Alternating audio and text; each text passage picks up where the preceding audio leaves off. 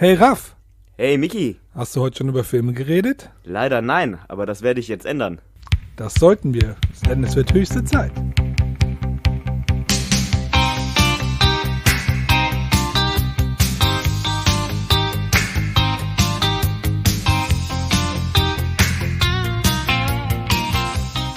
Und die Aufnahme läuft.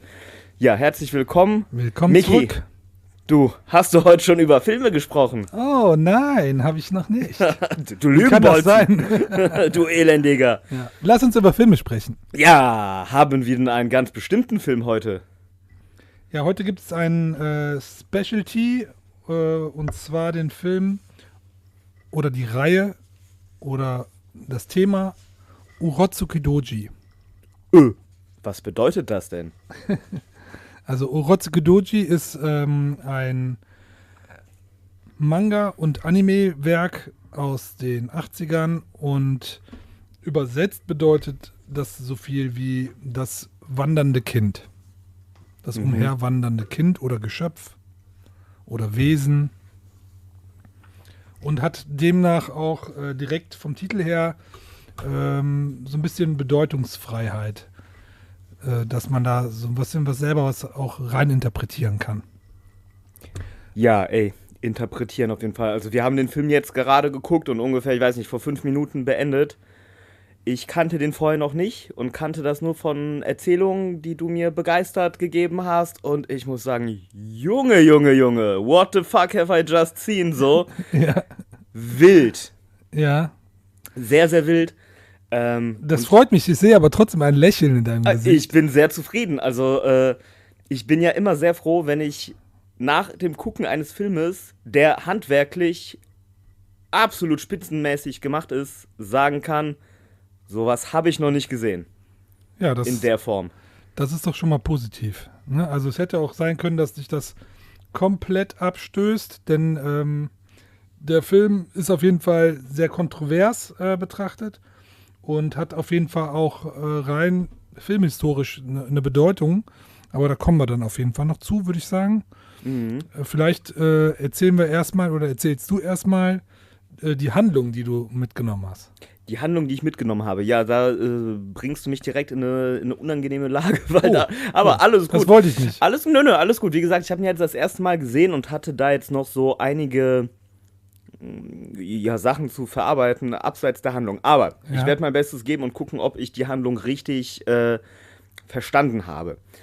Also, es geht darum, dass alle 3000 Jahre eine Art Dämonenwesen kommt und die Welt, wie sie da in dieser Geschichte ist, neu ordnet. Und es gibt 3 parallele Welten. Einmal die Menschen, diese Menschenbiester und die Dämonen. Genau. Die dann namentlich die Makai-Welt sind, das ist die Genau. Dämonenwelt, die Yujinkai, was diese Beast World ist, und die Ninjinkai, was die Menschenwelt ist. Genau, richtig. So, und wir beginnen dann halt, also der Film fängt ja an noch relativ, also normal ist da gar nichts, aber relativ normal halt in so einem Highschool-Setting, Teenager-Setting. Das ist erstmal eine Charaktereinführung. Es ist eine quasi. Charaktereinführung, genau. Und der erste Charakter, den man verfolgt, der wird ja so als Loser dargestellt, der, warum auch immer, sich im Basketballkorb versteckt, während... Und in der Mädchenumkleide. War das davor oder danach? Ja, das war davor. Das stimmt, so fängt's an, ne? Wie der in die Mädchen-Umkleide lugt und dabei jerkt. Das Ja. ist die Einführung von unserem menschlichen Helden. Ja. Ob das ein Held ist, sei mal dahingestellt, aber es ist auf jeden Fall die menschliche Hauptfigur. Und ja, so war das damals. Ich sag einfach mal, das waren andere Zeiten. Nee, also wir müssen gar nicht lange um den heißen Brei reden. Also Urotsukidoji ist wirklich eine Grenzerfahrung in verschiedenen Bereichen und das auch mit absoluter Absicht. Es gibt da auf jeden Fall nicht nur das gezeigte Gewaltlevel, was hier so in der Form, außer vielleicht bei Fist of the North Star vorher nicht so groß gezeigt wurde, was wirklich auch sehr detailliert gezeichnet ist. Und wenn zum Beispiel Körper zerfetzen, dann sieht man nicht nur irgendwelche Blutspritzereien, sondern man sieht auch wirklich Gedärme, Innereien und das alles detailliert im Bild. Mhm. Und das war nicht unbedingt üblich. Also sowas wurde eher dann so schnell weggewischt, sozusagen, in einer kurzen Sequenz. Und das wird hier wirklich zelebriert. Und das zweite große Thema, was auch auf jeden Fall die Grenze ist das Tabuthema, nämlich der erotischen oder der sexuellen Darstellung in Anime. Und das haben die aber auch direkt mit Anlauf zerrissen. Ja, zerrissen. Das Tabu. Ja, das wurde zerstört. Ja. Also man muss man muss da ein bisschen auch verschiedene Sachen betrachten. Es gibt verschiedene Schnittfassungen, es gibt die Manga-Vorlage. Kann ich auch was zu erzählen? Das ist auf jeden Fall alles nicht so also von sich aus intendiert gewesen, sondern es hat sich alles im Laufe der Änderungen, die daran passiert sind, so entwickelt. Und also von der Story her geht es auf jeden Fall weiter. Man lernt die Hauptfigur Nagumo kennen. Mhm. Ich glaube, den Namen hat man jetzt noch nicht genannt. Nein. Von dem kleinen Wichser. Wie er dann halt auch direkt mehr oder weniger eingeführt wird. Genau, also ist aber auch so eine sympathische Einführung eigentlich, weil der spielt zwar so einen kleinen Perversen, der irgendwie im Hintergrund in der Mädchenumkleide sitzt, aber es ist trotzdem eine sympathische Figur, die direkt von Anfang an einen so mitnimmt und der wird von allen ausgelacht, der wird so ein bisschen anders dargestellt als die anderen und das heißt aber nicht, dass der grundsätzlich erstmal eine böse Figur ist. Nee, gar nicht. Und das merkt man ja wirklich, also irgendwie, auch wenn das vielleicht nicht so klingt, weil man den jetzt so als Spanner, der da am Rumjerken ist, halt vor der Mädchenumkleide halt so eingeführt bekommt. Aber genau, eigentlich ist der ja eher so ein bisschen arme Socke mäßig. Ja. Und man glaubt es vielleicht nicht, aber er kommt tatsächlich nicht unsympathisch rüber. Genau. Ne, der wird dann ja auch bloßgestellt da von diesem Der versucht auch zu helfen mehrfach. Ist auf jeden Fall ein netter Dude eigentlich. Genau. Und ja, und dann passiert aber ja was mit dem.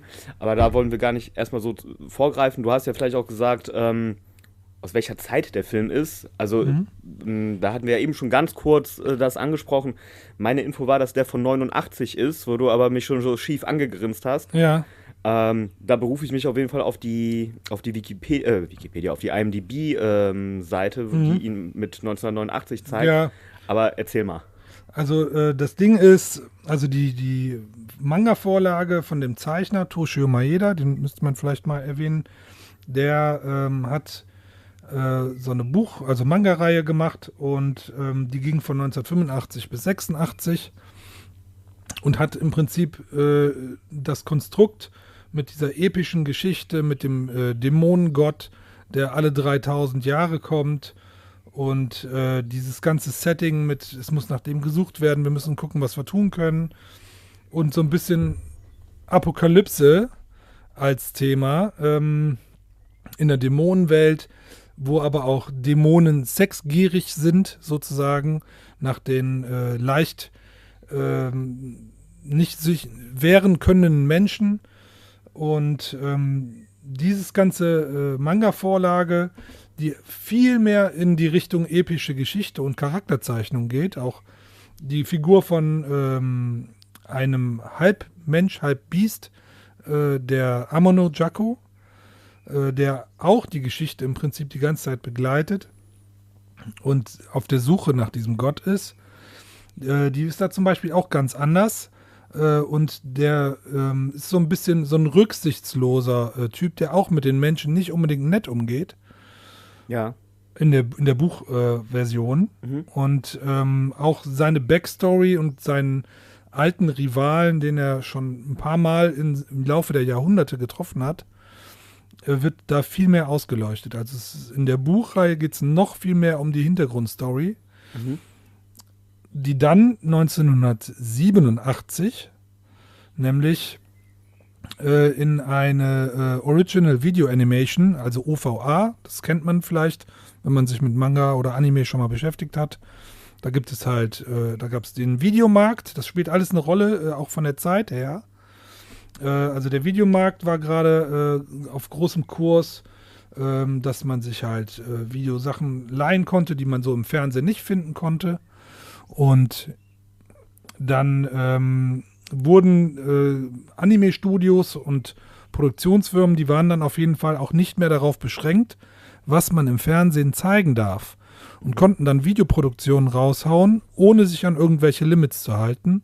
Und es gab auch noch nicht so eine Art Alterseinstufung mit so Zwischenebenen. Es gab nur schmierigen Sexkram oder alles für alle verfügbar. Ne? Und das hat sich halt alles auch unter anderem mit diesen OVAs geändert, weil da auf jeden Fall dann wirklich extreme Beispiele rauskamen, wie eben schon genannt Fist of the North Star, was auf jeden Fall auch gewaltexzessiv ordentlich auf die Tube drückt. Und in dieser ersten OVA, das geht ungefähr 45 Minuten, wurde dann Urotsuki Doji geboren, also der Anime, der wiederum, was ich eben schon sagte, die Charakter ein bisschen alles verkürzt, die Backstory ein bisschen verkürzt und dann viel mehr Wert darauf gelegt hat, wir bringen da ordentlich viel eine Schippe Gewalt rein und wir bringen da Sex rein und das machen wir auf jeden Fall so, wie wir das uns vorstellen und drücken da auch richtig auf die Tube, so wie ich eben schon gesagt habe. Ne? Und genau das passiert auch innerhalb schon der ersten 5-6 Minuten dieser Geschichte. Denn eine der Lehrerinnen an der Schule nimmt nämlich dann eine Mitschülerin von Nagumo, den wir eben schon vorgestellt haben. Namens Akemi. Namens Akemi, genau. Die nimmt die mit in ihr Büro, um mit ihr was zu besprechen. Die Akemi ist noch völlig naiv und folgt einfach der Lehrerin. Und da stellt sich dann halt direkt raus, innerhalb, wie gesagt, weniger Minuten zerfetzt Haut, kommen tentakelartige Gliedmaßen, die dann Akemi vergewaltigen quasi. Und die Lehrerin sich als Dämon entpuppt.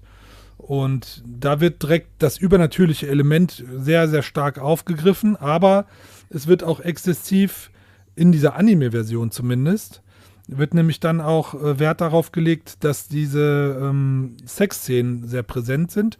Das hat sich nun mal verkauft. Ja, und da muss man auch sagen, ne, also da halten die ja gar nicht zurück. Das ist Hentai. Ja, das ist ja auch so ein Begriff, der damit immer als Synonym gilt. Aber in der ursprünglichen japanischen Version auf der OVA waren, auch wenn die Sequenzen die gleichen waren, waren aber die wirklich grafisch expliziten Genitalien, die gezeigt werden, geblurrt. Also die waren entweder in einem Schwarzlicht oder da war wirklich ein Blurfilter drüber, so dass man das gar nicht in Detail gesehen hat, was da wirklich passiert. Und jetzt zu der Geschichte mit dem Jahrgang, deswegen habe ich ja eben angefangen, das aufzuzählen, kam nämlich dann ein Jahr später, kam die zweite Episode raus, die ist dann ungefähr der Story-Abschnitt mit Nikki. Mhm. Und 1989 kam nämlich dann die dritte OVA raus und da haben dann alle drauf gewartet und die hat sich dann enorm gut verkauft, dass sich das Studio überlegt hat, wir machen jetzt nochmal einen kleinen Reibach und wir bringen das Ganze jetzt sogar ins Kino und machen dann einen Filmschnitt draus. Aus diesen 3 Episoden wurde dann ein Film zusammengeschnitten, der dann aber den Schnittauflagen des Kinos Herr werden musste. Und so wurde der auf 106 Minuten runtergekürzt, was aber eigentlich fast nur die sexuell-grafischen Elemente rausnimmt. Und das Ganze immer ein bisschen verkürzt, wenn da sowas passiert. Aber storytechnisch, bis auf wenige Ausnahmen, nichts verändert. Es wurde sogar noch ein bisschen Backstory weiter rausgenommen, um den Film auf diese Laufzeit zu bringen. Ja. Was auch mit 106 Minuten auch damals schon eine Laufzeit war, die einen normalen Film schon überschritten hat. Mhm. Und ja, man muss auch sagen, die Story ist auch nicht das Skandalöse an dem Film. Ne? Das ist ja im Prinzip, nicht. Also was heißt normal? Es ist eine coole Story, aber es ist eine Dämonen, Endzeit, Dystopie, Horror-Monster-Story. Genau. Ja, und so ist es halt nun mal, dass dieser Filmschnitt auf 1989 gecredited wird. Obwohl das eigentlich schon 2 Jahre vorher begonnen hat und gezeichnet wurde. Hat sich aber enorm gut verkauft. Und auch dieser Kinoerfolg hat dann nämlich Wellen geschlagen. Jetzt muss man sich aber auch nochmal die Zeit vorstellen, in der das Ganze passiert ist. Das war also Ende der 80er, Anfang der 90er war das ein riesen Verkaufsding. Und ungefähr in dem gleichen Zeitraum lief gerade der Film Akira durch alle Münder, der auch ein Welterfolg geworden ist. Der ist nämlich von 1988, der ist sogar ein bisschen später entstanden als die Ursprungsgeschichte. Und Akira hat auf jeden Fall auch international andere Studios und Labels darauf aufmerksam gemacht, dass da ein Markt entsteht und dass es da eben nicht nur Zeichentrick für Kinder gibt, sondern auch ein ganz anderer Markt noch bedient werden kann. Und die haben sich dann die Rechte 1991 oder so, haben dann internationale Labels sich die Rechte an dem Ding geholt und haben den dann auch international vertrieben. In England und in Amerika gab es dann nämlich auch diese Filmfassung. Die wurde dann in verschiedenen Ländern auch nochmal verschieden gekürzt, weil immer noch sehr viel explizit drin war, aber da wurde dann auch Gewaltkürzung vorgenommen. Und eine von diesen am Schluss übrig gebliebenen Fassungen, die dann auf der Manga Video Entertainment Videokassette in England vertrieben wurde, die hat es dann in meine Hände geschafft. War der in England nicht auch eine Weile verboten? Das kann durchaus sein, ja. Okay, ich meine, das was gelesen. Aber okay, die hat also dann den ich Weg meine, in deine das war Hände. gerade die Zeit, wo diese in England diese Video-Nasties eigentlich schon wieder zurückgegangen sind und die wollten nicht mehr alles einfach aus Prinzip verbieten. Aber das kann ich nicht so genau sagen. Ich weiß nur, dass von dieser Laufkette von den ursprünglichen 3 Episoden, alles, was immer weniger geworden ist als Film, ist dann irgendwann bei mir angelangt. Und ich habe den dann als viel zu junger Mensch viel zu früh gesehen. Und der hat tatsächlich, ist das einer der ersten Filme, die ich bewusst als Anime aufgenommen habe, neben Akira, neben Sailor Moon, was war nämlich dieselbe Zeit, und Urotsuki Doji und Fist of the North Star. Und dann ging das in der Zeit so weiter. Dann kamen ja auch schon die ersten, damals nannte man das noch Japanimation. Da gab es den Begriff Anime nämlich noch nicht. Also zumindest nicht westlich. Manga-Video spricht auch für sich, dass man dann einfach gesagt hat, okay, da muss dieses Wort Manga können wir irgendwie verwenden, obwohl das eigentlich nur Buch beschreibt. Und diese Zeichenart. Und das wurde dann im Prinzip für mich zu einem der Sachen, wo ich sage, das hat auf jeden Fall ein Level gesetzt, was auch nicht mehr erreicht wurde. So. Ja, also das glaube ich auf jeden Fall. Also ich wüsste auch nicht, was da an das Level rankommt, außer du guckst dir halt wirklich speziell irgendwelche Hentais an. Und das ist aber genau das Ding. Das ist eben nicht die ursprüngliche Sache gewesen. Also ich weiß nicht, ob ich das schon erwähnt habe, aber in den Mangas werden keine Genitalien gezeichnet. Und in der ursprünglichen Japanimation OVA, da war eben auch alles ausgeblurrt. Und das, was wir heute gesehen haben, ist eine um alle Szenen erweiterte Langfassung, die dann nachträglich wieder retuschiert wurde und Sachen wieder dazu gezeichnet wurden, die gar nicht da waren. Und wurden die damals nicht gezeichnet, um japanischen Zensursachen zu entgehen für den Kino? Okay, genau. Das war dann der Hintergrund. Und auf welchem Weg? Du hast ja gesagt, aus England kam das dann. Hast du das dann auf DVD oder noch Videokassette bekommen? Noch auf VHS? Ja, klar. Also das war schon wirklich dieselbe Zeit. Also es war so 92, 93, 94, irgendwas um die Ecke. Ach krass, hast du den da schon gesehen? Ja. Ja, okay, da warst du ja wirklich noch jung. Ja, da ist es schon lange her, aber nee, da war ich wirklich, also ich war wirklich viel zu jung, aber das Ding hat mich, also ich bin ja auch zu der Zeit schon ein absoluter Film- und Horror-Nerd gewesen und das hat mich auch aus diesem Horroraspekt erreicht. Und sowas habe ich auch nicht mehr gesehen. Also auch wie gesagt, diese damalige, für mich war das Highlight, waren diese Gewaltdarstellungen, die in keinem vergleichbaren Werk jemals so gezeigt wurden und aus dieser selben Zeit stammten. Das ist also nichts, was irgendwie bewusst auf Retro gemacht ist oder bewusst gesagt wurde, wir machen das jetzt so und so oder wir setzen das so rein. Kann man nicht von der ganzen Reihe sagen, komme ich vielleicht später noch zu, aber ist auf jeden Fall war ein Ding, das einfach Grenzen gesprengt hat.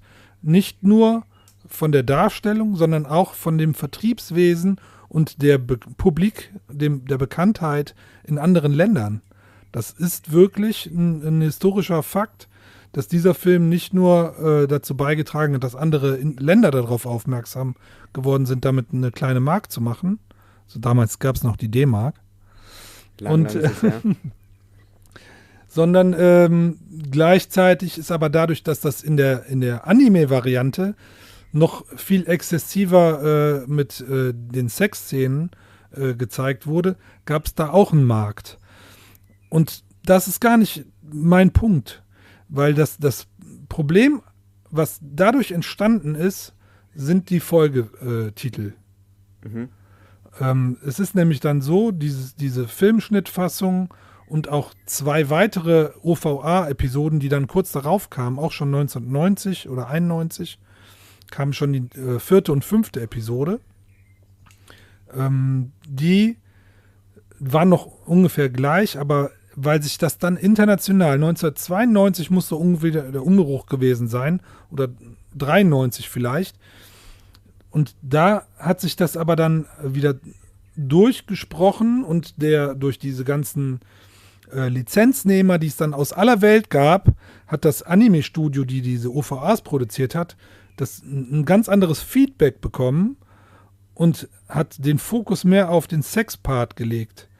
Und so wurde das aber dann auch wieder zurückgemeldet. Dann wurden die nächsten Geschichten gezeichnet und gemacht. Und die weitere Reihe der OVAs geht dann leider immer mehr in Richtung Sex und exploitativ und nur noch schlimme Sachen, Vergewaltigungen und viel mehr Details und Genitalien. Und das hat der ganzen Reihe nicht gut getan. Und das, was ursprünglich in dem Manga geschaffen wurde, war eine viel epischere Geschichte, die immer im Verlaufe der Änderungen weiter rausgekürzt wurde und dann nur noch auf den Sexkram reduziert ist. Und deswegen leider der Film auch als Synonym gilt für die Geburtsstunde des Tentakels-Sex-Films. Ja, weil davon muss man auch sagen, gibt es einige Szenen, wo so Tentakelpimmel halt durch die Welt fliegen und ja, und ihr Unheil halt anrichten. Auf jeden Fall, ja, schade, dass sich das so in die Richtung entwickelt hat und letzten Endes der Film darauf auch reduziert worden ist, weil, auch wenn das jetzt vielleicht nicht so eine Ahnung macht, das ist wirklich, also im Mittelpunkt steht eigentlich der Kampf gut, böse und irgendwie was dazwischen. Und es ist halt wirklich eine Epic Story, die auch, wie gesagt, Apokalypse. Bitte? Apokalypse auf jeden Genau, Fall. Apokalypse, Ende der Welt. Und du meintest ja auch eben schon, dass das so zur Zeit von Sailor Moon und so auch, dass du das damals mitbekommen hast.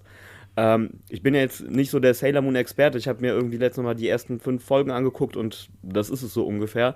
Aber was mir aufgefallen ist, dass ich fand, die Monster sahen sehr ähnlich aus. Jetzt in dem und in den Sailor Moon-Filmen, was so das Monster-Design, nenne ich es mal, aussah. Zumindest musste ich daran denken, auf jeden Fall. Ja. Minus die Tentakeln.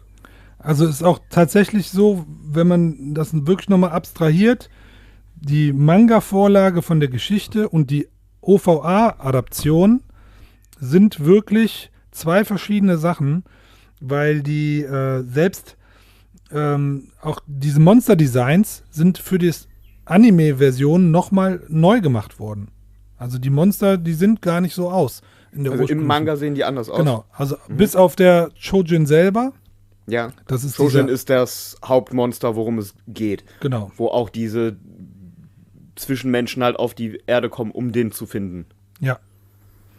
Und also der Monster-Designer habe ich mir dazu auf jeden Fall noch notiert, auch was.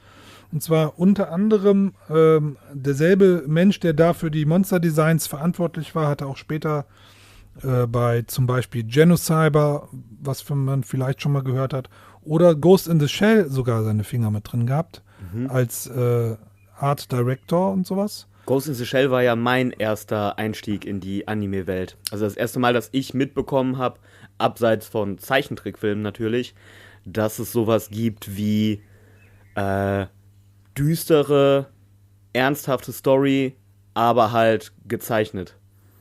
Mhm. Ja, jetzt müsste man vielleicht, also um das auch so insgesamt von der Produktion so ein bisschen einzuordnen, gibt es auf jeden Fall einige Sachen, wo jetzt vielleicht ein paar Anime-Titel einfach gedroppt werden müssen, wo man dann weiß, so ungefähr das einzuordnen, was das auch für eine Qualität ist. Weil die Animation dafür, dass das, wie gesagt, von 1986 oder 87, habe ich ja eben gesagt, ne, 87, ist auf jeden Fall eben nicht dieses ganz langsame Erzählweise aus den 80ern in den Animes, die man teilweise noch kennt, von Anfang der 80er. Und also der Regisseur selber, der jetzt diese Anime-Version gemacht hat, der hat zum Beispiel auch ein paar Episoden von Captain Future gemacht. Und der Drehbuchautor, der die Manga-Vorlage umgeändert hat in das, was man als in der OVA bekommen hat, hat zum Beispiel Shaman King, heute kennt man vielleicht Shaman King oder Full Metal Alchemist seine Finger drin gehabt. Also da sind viele, die heute immer noch im Business sind auch im Hintergrund gewesen. Und dann habe ich mir noch notiert, den Namen des Herrn konnte ich mir leider nicht merken, aber der Animation Director, das ist ja auch nicht gerade unwichtig in so einer Produktion, ist zum Beispiel auch heutzutage noch bekannt für Sachen wie Doraemon, Bleach und Dominion Tank Police. Also das sind alles Sachen, die man vielleicht schon mal gehört hat oder wenn man sich im Anime-Bereich so ein bisschen versiert ist, dann denkt man so, ach so krass, ja, dann war das ja auf jeden Fall eine krasse Einheit, die alle an einen Platz zu kriegen auch, ne? Man merkt auf jeden Fall, dass da Talent am Start war. Also das siehst du halt daran, wie es gezeichnet ist, weil es ist wirklich sehr, sehr cool gezeichnet. Also ich finde der Zeichenstil sehr, sehr geil. Man sieht ein bisschen, dass es ja eine andere Zeit ist.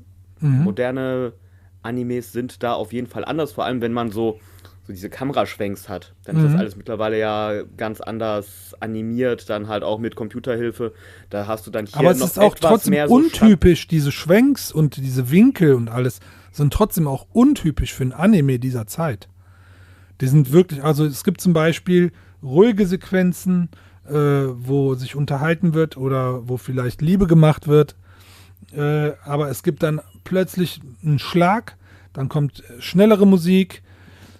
Ja, dann kommt, das meine ich gar nicht. Ich meinte jetzt echt eher, wenn da Bewegung im Bild ist, dass du die nicht Figuren hast, also wenn du dann da halt irgendwie so ein Setting hast, ob es jetzt ein Sportteil ist oder was auch immer, dass das dann sehr statisch ist, das Bild, und sich halt nur wenig Sachen bewegen. Das hast du ja mittlerweile, ist das ja ein bisschen anders gelöst, sowas. Ja. Da merkt man, das meinte ich, dass man da noch so merkt, dass das halt etwas älter ist. Macht aber, finde ich, nichts, weil das zum Charme beiträgt und es ist halt trotzdem sehr, sehr nice gezeichnet einfach. Ja, also es kommt aus einer Zeit, wo auch Bubblegum Crisis oder sowas entstanden ist, ne? Also da muss man auch mal diese Animation gegenhalten. Ja, und dann gibt es auch Auch das ist so ein Fun-Fact, weil in Japan, wie gesagt, hat er sich ja auch gut verkauft, weil die sich eben nicht an die Fernsehregularien halten mussten. Da war dann aber auch diese Titel, die waren dann auch verschämt.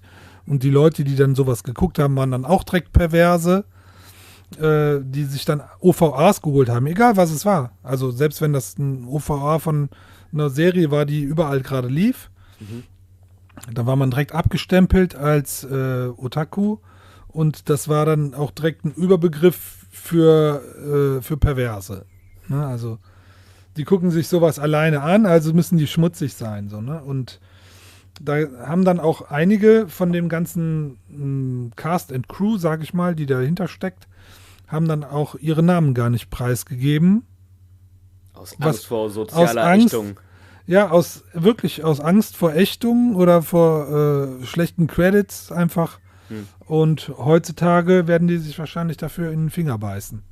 Ja, könnte ich mir vorstellen, weil der ist ja wirklich kultig geworden. Allerdings muss ich auch sagen, man kann schon auch verstehen, Absolut. wenn Leute sagen, ja, okay, nee, darauf habe ich jetzt so gar keinen Bock. Absolut. Weil das ist schon speziell auf jeden Fall. Ja. Das ist alles auf 11 gedreht. Alles. Genau, das ist komplett auf 11 gedreht. Was man aber, also welchen Fehler man nicht machen sollte, weil damit täte man den Film unrecht, wenn man sagt, ja, okay, das ist kranker Scheiß und irgendwie will ich mir nicht angucken. Aber man sollte schon anerkennen, dass das mit Können, Talent gemacht ist und ja, diese Grenzüberschreitung oder das Provokative in dem Film, der bewusste Tabubruch, der ist zwar schon gewollt, aber auch wenn das jetzt vielleicht nicht so rüberkommt, hat es ja trotzdem künstlerischen Anspruch und ist ja doch irgendwie in eine Story eingebettet. Auf jeden Fall. Also es ist eben nicht so, wie man sich jetzt heutzutage vielleicht ein Hentai, Manga, Porno, Anime, Gedöns irgendwie vorstellt, so dass es dann irgendwelche faserigen Storys gibt oder kurzzeitige Dialoge und dann wird 10 Minuten lang gezeigt, wie irgendwelche Figuren miteinander pimpern. Das ist das nämlich nicht, sondern das ist eine Story. Und du kriegst die Story und in dieser Geschichte sind verschiedene sexuelle Elemente eingebaut. Aber es geht nicht darum, dass man eben nur darauf hinausläuft, wie bei einem Porno. Ne? Das ist eben nicht der Fall. Der hat schon eine Tiefe und eine Geschichte und leider, wie gesagt, ist das im Laufe der verschiedenen Änderungen und Kürzungen und der Historie dann immer weniger geworden. Und auch der Mangaka selber, Toshio Maeda, der dann ja quasi sein Werk als internationalen Erfolg feiern durfte, was auf seiner Idee beruhte, der hat das auch falsch verstanden, das Feedback, und hat dann auch immer weiter das Ganze noch weitergetrieben und die spätere Werke waren dann wirklich Pornokram, die wirklich keine Story mehr bieten. Wo ich jetzt nämlich zu dem Umkehrschluss komme, zu der Fassung, die wir nämlich geguckt haben, ist ja wie gesagt einmal wieder eine restaurierte Langfassung mit allen Szenen, die da drin sein sollten. Sollte es werden. Und dies auch in Zusammenarbeit mit dem Schöpfer selber, also mit Toshio Maeda selber als begleitende Kraft, der dann nochmal sagen sollte, ja, war das denn so und so? Und die haben dann auch wieder diese Szenen wegretuschiert und zusätzlich noch Sachen wieder dazugenommen, die vorher gar nicht gezeichnet wurden. Ja, ich glaube einfach, da war das Ziel ja einfach nochmal eine Schippe drauflegen. Der ist inzwischen so verdorben, dass der das normal findet, das wieder dazu zu zeichnen. Ja. Das ist so ein Lukas-Hack. Meinst du, es war vielleicht so, dass der das von Anfang an haben wollte, aber sich noch so ein bisschen zurückgehalten hat damals? Also weil das damals in der Anime-Variante hatte der eigentlich ja gar nichts zu suchen. Ja, aber war der da nicht irgendwie auch als, weiß ich nicht, Berater dabei? Wurde der gefragt irgendwie zu seiner Meinung? Story by. Ne? Nur die Story war von Nur ihm. die Story, okay. Und sonst war der aber gar nicht involviert in die OVAs auch? Nee. Ja, okay. Ja, wäre interessant, den mal zu fragen, um zu wissen, wie der das sieht. Ja, aber es ist wild, weil du meintest ja auch, glaube ich, ne, sind 20 Minuten dazugekommen. Ja. Jetzt in der neuen Fassung. Der Film, Also der das sind die 20 Minuten, die auch in den ursprünglichen 3 OVAs auch da waren. Ne? Ja, aber die sind, genau, da wurde nichts neu gezeichnet, sondern nur retuschiert und nochmal eine Schippe draufgelegt an expliziten Darstellungen. Ja, genau. Ja. Und das hätte gar nicht sein müssen. Denn ich sage ganz ehrlich, das ist so, das ist eigentlich wieder meiner Natur. Und zwar habe ich da lieber die kürzere Fassung. Also für mich ist die ultimative Version eigentlich das, was ich als erstes gesehen habe. Und die war wirklich bis aufs wirklich kleinste runter reduzierte, geschnittene englische VHS, weil da war am wenigsten Sexkram drin.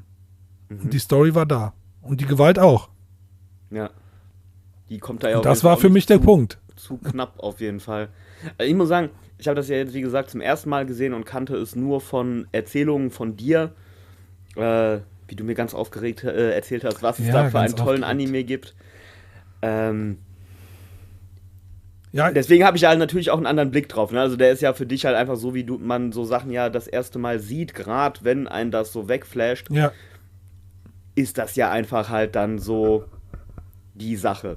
Ja, und das ist... Ich fand jetzt so, also dadurch, dass ich den jetzt halt auch gar nicht anders kenne, hat sich das jetzt für mich nicht so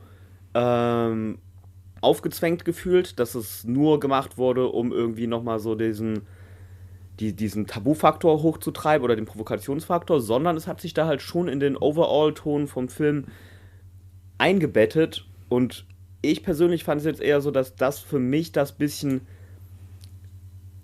interessanter gemacht hat, weil, wie gesagt, weil ich diese Mischung halt aus eben Endzeit, Battle, Hentai und Gewalt einfach so noch nicht gesehen habe. Und ich habe mir echt bei einigen Szenen gedacht so, Junge, was guckt man sich hier gerade eigentlich an?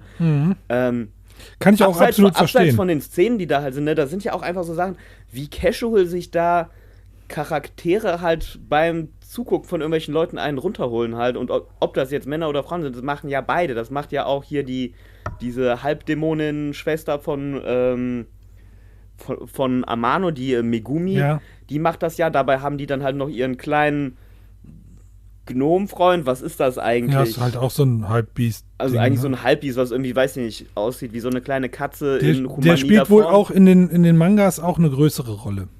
Der Kuroko. Ja. Und genau, wie casual da solche Sachen passieren. Oder halt die Hauptfiguren laufen eine Promenade entlang und da fummeln die Leute auch halt irgendwie rum. Das war schon witzig und hatte also immer noch so diese Prise von japanischer Naivität, was dieses Thema ja auch oft angeht, auch in so modernen Produktionen hast du ja eigentlich immer, also die Männer sind ja immer pervers. Ob es die Hauptfigur ist oder nicht, aber die sind dabei ja trotzdem lieb. Ja. Und nur hier geht es über Höschen Blitzer hinaus halt. Ne? Hier geht es auf jeden Fall über Höschen Blitzer hinaus, aber es ist genauso casual. Ja. Das ist halt so. Das stimmt. Ja, wild. Der Soundtrack, der ist mir auch sehr positiv aufgefallen. Der klang, finde ich, sehr wie ein Videospiel. Also ich hatte manchmal so, das hätte ich mir 1:1 vorstellen können in einem Videospiel, in einem Level, wo du rumläufst und dann so diese 80s Synth-Mucke hast aus der Zeit. Aber auch sehr, sehr cool. Ja, finde ich auch total gut. Also nicht nur, dass der immer an den richtigen Stellen auch im Hintergrund schön dudelt oder bei schnellen Actionsequenzen, wo dann gekämpft wird, völlig aufdreht und Synthi-Score raushaut. Das ist immer genau on point. Und also der Composer davon, der hat gar nicht so viel andere Sachen gemacht. Der hat die komplette Reihe weiterhin begleitet musikalisch. Hat aber ansonsten noch einen großen Credit gehabt bei Battle Royale von ich komme gerade auch nicht drauf. Aber du meinst den halt den Battle Royale von 2000. Genau. Der, darf man den erwähnen? Ja, klar. Warum nicht? Da hat er auf jeden Fall auch den Score mitgemacht und unabhängig jetzt von dem Mozart Stück, was bei Battle Royale auch sehr präsent ist, hat derselbe Composer wie bei Urotsuki Doji den Score gemacht. Okay, und dazwischen nichts? Dazwischen nichts viel, nee. Krass. Also wie gesagt, die Urotsukei-Doji-Reihe, die geht ja noch viele Geschichten weiter. Also auch die Anime-Version. Aber ist dann immer weiter in Sex und Rape-Zeug abgedriftet, sodass das irgendwann uninteressant wird, einfach leider. Die haben kaputt geschrieben. Aber da hat er auch weiterhin die Musik für gebracht. Mhm. Ja, und wir haben uns den ja jetzt auch angeguckt, weil der jetzt relativ frisch re-released ist in Deutschland. Der war ja bis 2020 einfach indiziert in Deutschland und ist dann von der Der ist auch nie erschienen in Deutschland genau, vorher. Ist halt nie Also, erschienen, man muss dazu auch sagen, die haben Synchro, alle auch die ausländischen Versionen Versionen wurden indiziert und nicht verfügbar gemacht. Genau, und dankenswerterweise gibt es mittlerweile eine deutsche Synchro. Ne, wie ja auch so dieser Anfangstext bei dem Film sagt, das war ein Herzensprojekt von Cinestrange heißt das Label. Cinestrange, ne? Ich wollte es nicht falsch sagen. Cinestrange, die Synchro wirklich und die Restauration und den ganzen Schnitt und so, also das muss man wirklich sagen, mit Herzblut gemacht haben. Und die klingt sehr cool, die Synchro. Ja. Ich fand jetzt auch, weil wir hatten das ja zum Beispiel beim letzten Mal, wo wir über die Farben der Nacht gesprochen haben, wo eine Synchro, die dann 20 Jahre später kam, merklich nicht gepasst hat. Ja. Irgendwie schon allein vom Ton her oder vom Klang der Aufnahme. Irgendwas ist halt komisch. Das hatte ich hier gar nicht. Also jeder Sprecher war irgendwie cool. Mir ist jetzt kein bekannter Sprecher aufgefallen. Zumindest kannte ich da keinen von oder habe keinen erkannt. Aber alle machen einen 1A-Job. Ja. Also so, dass man irgendwann wirklich auch gar nicht mehr an die Synchro denkt, sondern einfach eben der Geschichte folgt und die gar nicht auffällt, was ich sehr, sehr positiv empfinde. Das heißt, dass die einfach gut war und gepasst hat. Genau, also die war wirklich solide, fand ich auch. Da waren auch, muss man ja auch sehen, das ist ein Label, die den Film auf Antrag haben deindizieren lassen und damit er von der Liste fliegt und die sich an die Arbeit machen können, um das ganze Werk dann nochmal zu releasen. Und die haben dann auch selber die Kohle in die Hand genommen, um das synchronisieren zu lassen, weil es das eben nicht gab. Und dafür ist das absolut solide. Und da gab es dann leider letztes Jahr, als das rauskam, direkt viele Internetkommentare, sage ich mal, die dann darum gehetzt haben, wie billig das denn klingt und dass diese ganze Farbfilter und was heutzutage so gemacht wird, wenn ein Film aufpoliert wird, dass da alles falsch sein, das geht nicht und dies und das. Aber da muss man sich wirklich dann bei dem Label selber bedanken und sagen, nee, ihr habt das richtig gemacht, denn die Synchro ist wirklich okay und selbst die Bildkomposition ist 4:3 geblieben und wurde nicht künstlich auf 16:9 nachträglich verändert, weil, wie gesagt, auch die Absegnung von Toshio Maeda selber, der hat gesagt, nee, das Bildformat ist schon richtig so. Das bleibt auch so. Ja, nein. Ey, und da sieht man ja auch vielleicht noch auch daran, mit wie viel Herzblut die da dabei waren, dass der Maeda da auch selber involviert war und die den ja auch so nach seiner Meinung gefragt haben. Und dass der da auch mitgearbeitet hat. Ja, es gibt wohl einen kleinen Schnitzer, den die sich da erlaubt haben oder geleistet haben. Und demnach kann man leider nicht von einer vollständig, komplett ungekürzten Fassung sprechen.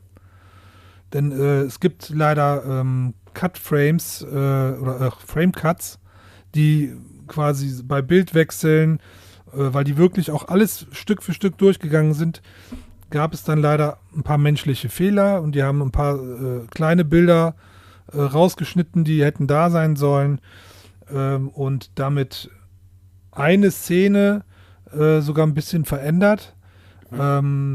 Aber ich finde, das ist wirklich nicht zu bemängeln, sozusagen, weil ob man jetzt in 2 Bildaufnahmen mehr sieht, wie die arme Akemi sich masturbieren soll unter Zwang.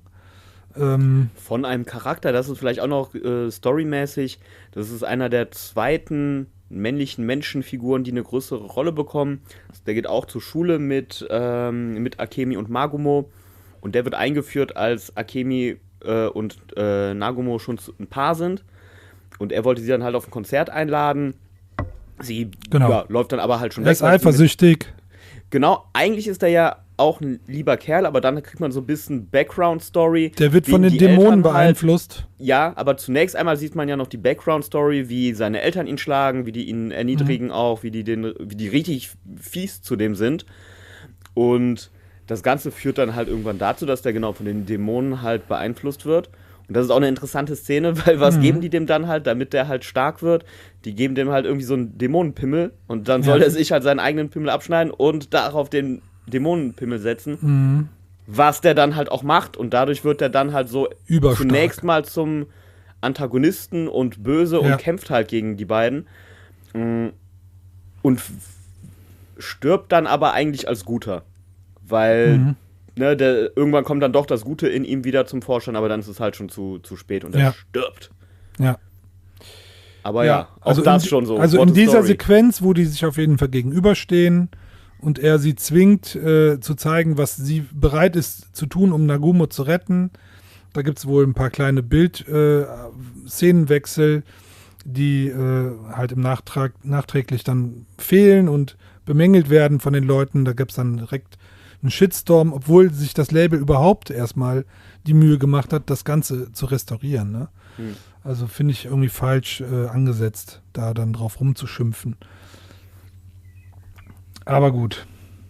Ja gut, es ist das Internet, ne? Da wird um die Story noch und gehatet. Ja, genau. Haters gonna hate. Das ist so. Ich glaube, das Label hat auch damit ein bisschen Geld gemacht. Die haben auch dann, nachdem sie das alles fertig hatten und die Blu-ray schon verfügbar war, haben die dann sogar nämlich einen Kinorun gemacht und haben den dann für eine kleine limitierte Auswahl an Kinos, diese Kunstkinos, haben die den dann Ende letzten Jahres auch sogar genau so ins Kino gebracht. Wild. Ja. Das war auf jeden Fall auch eine interessante Erfahrung. Gefragt und, ja, das war auch interessant, weil in dem warst Kino... du da letzten Endes drin? Ich war da, ja. Du warst da drin, ne?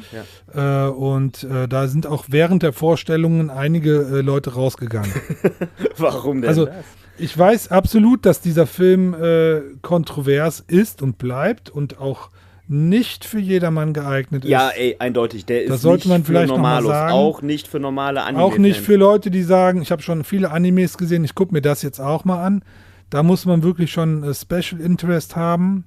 Und eine gewisse Toleranz für solche Sachen, würde ich sagen. Also, dass man sowas nicht sofort verschmäht. Aber was würdest du sagen, was ist die Zielgruppe von dem Film? Hat er überhaupt sowas? Das kann ich nicht beantworten. Ich bin jetzt im Moment in der Phase, dass ich mehr über den Ursprung und über das Source-Material von dem Manga rausfinden möchte, weil da, wie gesagt, die Story um diese epische 3000 Jahre Geschichte noch viel größer sein soll. Es gibt viel mehr Figuren. Kuroko hat einen größeren Anteil und auch seine Freunde sozusagen von diesem Gnom.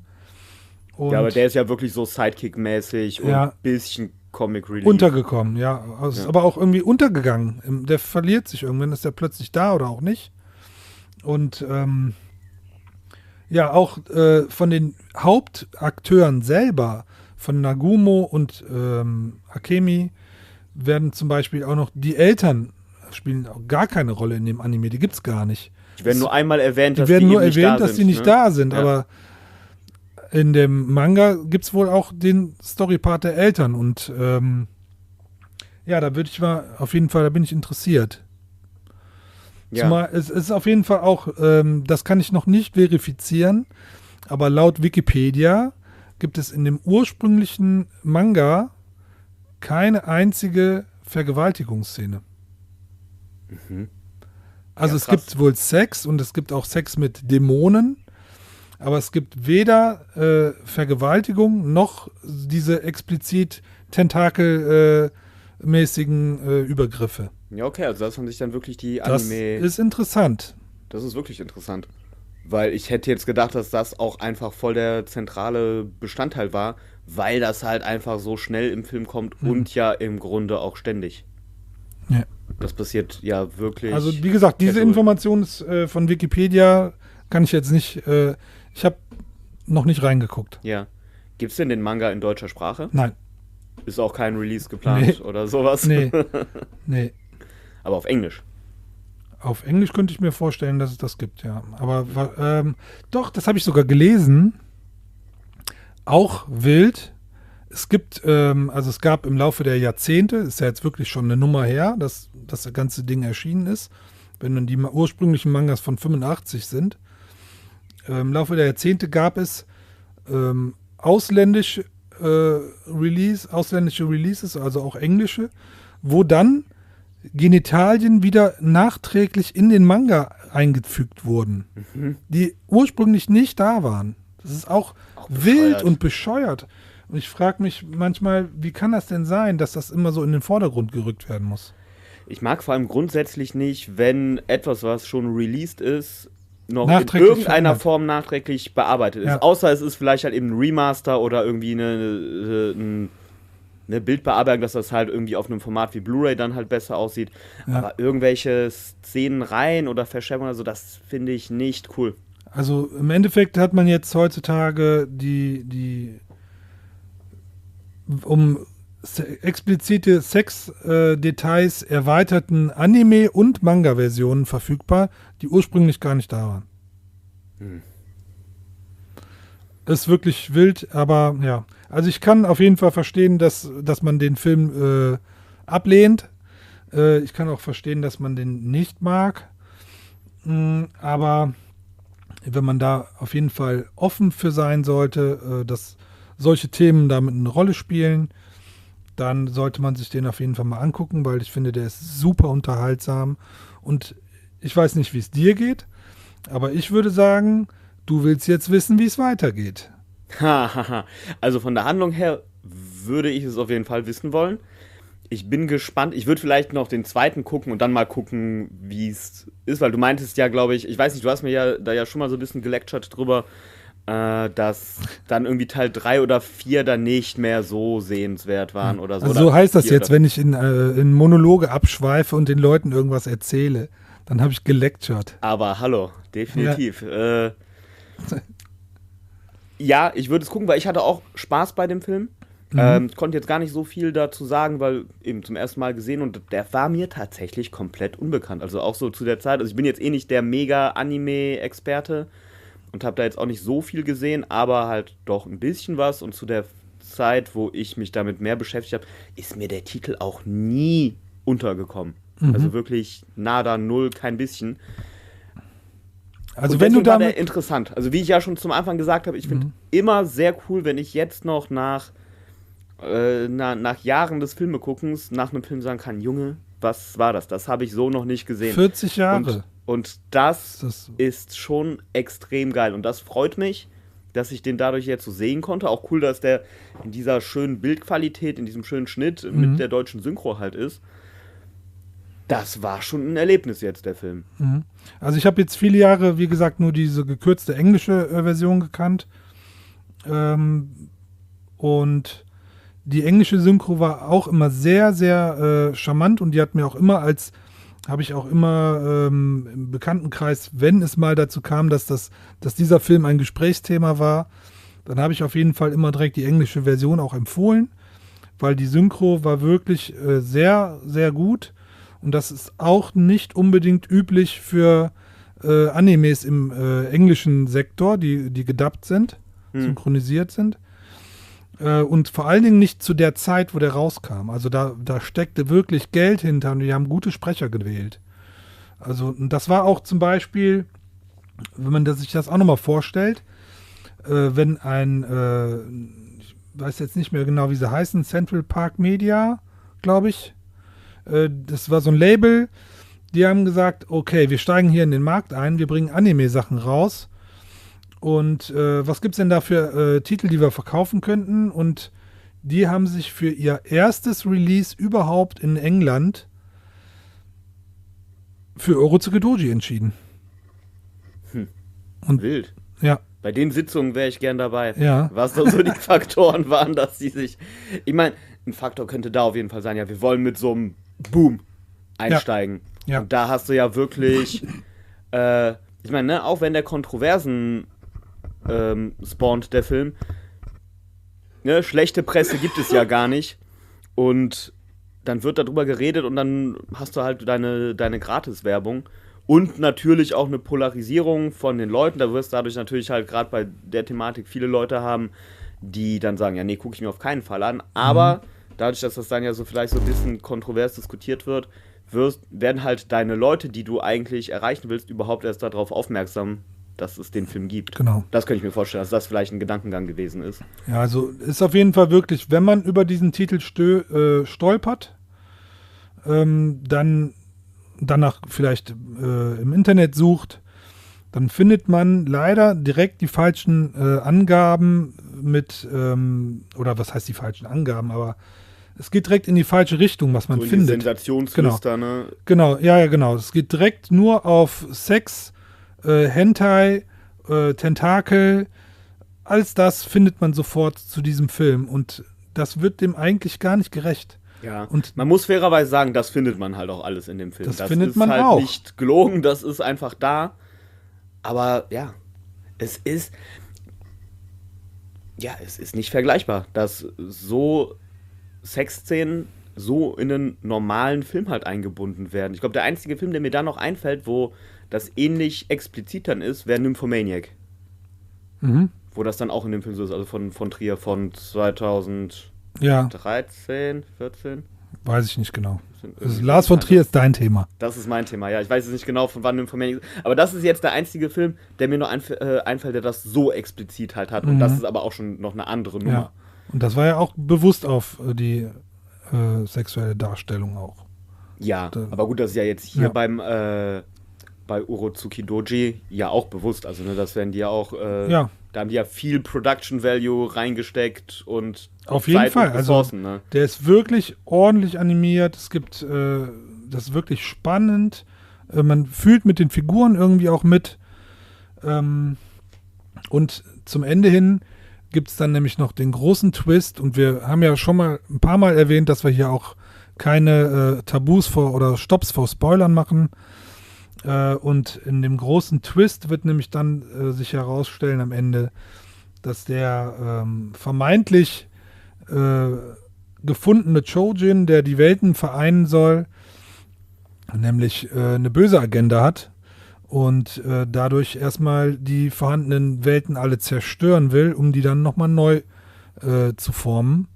Und dass auch nicht Nagumo der Chojin ist, sondern Nagumo nur der Vater des Chojin sein wird und quasi seine gefundene Freundin Akemi dann die Mutter des Chojin wird und der dann auch schon aus dem Mutterleib kommuniziert und sich mitteilt und sagt, das habe ich vor. Ja. Und am Ende der dritten OVA oder am Ende des Films ist quasi auch die Apokalypse schon am Start. Der riesengroße Übergott oder Nagumo, der in dem Fall ja, wie gesagt, der Vater ist, der ist dann nämlich erstmal die ganze Welt am Zerstören. Und das richtig mit Aggression und ordentlich Power. Also der wird ja auch ein richtig starker Dämon. Ja. Und ja, hat dann eigentlich auch gar nichts mehr zu tun mit dem kleinen, schüchternen Jungen, der da vor der Mädchenumkleide hockt. Ja. Die Zerstörungsszene, die sah auch sehr geil aus, fand ich. Also wie da die Stadt vernichtet wird, wie die Monster bekämpft werden, wie da alles splattert und weggort. Also diese ganzen Horrorelemente sind auch ziemlich stark. Es gibt ja auch so eine Szene, wo eine Figur in so einen Gang reinblickt und da liegen überall schon zerfetzte Leichen und wo die Eingeweide rauslaufen. Dann gibt es Szenen, wo Blut aus den Augen läuft und so. Also es ist wirklich, die haben sich ja wirklich Gedanken gemacht und aber auch das entsprechend inszeniert. Also die Horroraspekte sind nicht zu vermeiden. Ne? Also das kann man nicht abstreiten. Korrekt. Ja. Korrekt. Ja. Von mir aus? Ehrlich gesagt auch gar nicht mehr so viel ein zum Film. Ich werde mich da auf jeden Fall auch noch so ein paar Sachen lesen wollen und mich da so ein bisschen mit beschäftigen wollen. Du bist ein Perverser. Ich kannte den Film noch nicht, im Gegensatz zu dir. Ja. Ich habe den nicht dieses Jahr schon 5-mal gesehen. Ich habe den dieses Jahr auch nicht 5-mal gesehen. Aber du hast ihn schon 3-mal? Weißt du, irgendwie, Nein. Du hast ihn 2 Leuten mindestens gezeigt, hast du doch erzählt. Beschämtes Husten. Nee, ich habe den Ende letzten Jahres im Kino gesehen. Mhm. Und dann habe ich mit einem Freund von mir die weitere Reihe bis zum Ende durchgeguckt. Ah, so war das, ja stimmt. Aber dann habt ihr 2 und nachfolgende noch geguckt gehabt. Stimmt, so war das. Aber auch mit der Ansage, das wird nichts mehr am Ende. Aber, es wollte trotzdem jemand wissen, wie es weitergeht. Sehr, sehr gut. Ja. Ja, schön. Ja, wilder Film. Auf jeden Fall nicht für jedermann. Aber also ich würde vielleicht sagen, also für Leute, die generell am abseitigen und bizarren und schockierenden und tabubrüchlerischen Filmen Spaß haben, sollten sich den angucken. Also der hat definitiv eine historische Relevanz. Ja. Und kann man durchaus gucken. Also ich finde, es ist kein Schund, auch wenn der vielleicht Schundelemente hat, ist das einfach eine interessante Mischung. Aber seid auch gewarnt. Wenn sowas zu viel ist, dann Finger weg. Ja, eine Sache vielleicht noch und nicht mit Kindern gucken, sollte man nicht mit Kindern gucken, ja. Absolutely not for children, steht auch immer drauf. Also stand früher immer zumindest drauf.